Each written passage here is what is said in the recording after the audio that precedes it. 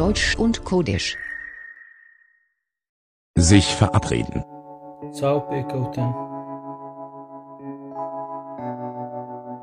Treffen wir uns heute Abend. Treffen wir uns morgen. Wollen wir heute Abend zusammen essen?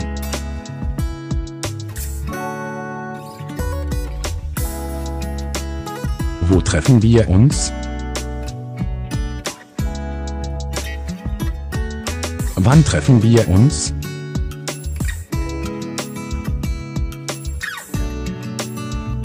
Ich hole Sie um 8 Uhr ab.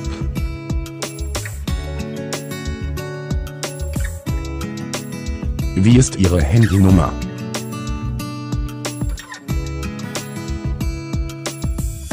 Wie ist Ihre E-Mail-Adresse?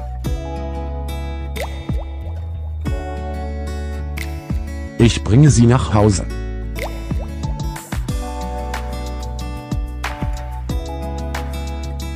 Es tut mir leid, aber ich muss jetzt gehen.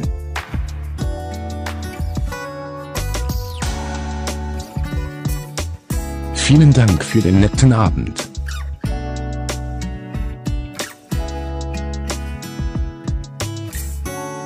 Vielen Dank für den netten Tag.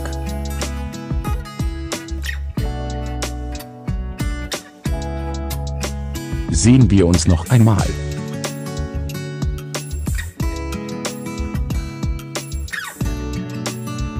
Sehr gerne.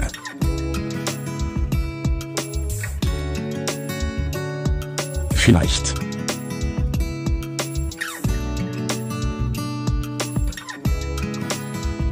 Es tut mir leid, aber ich kann nicht.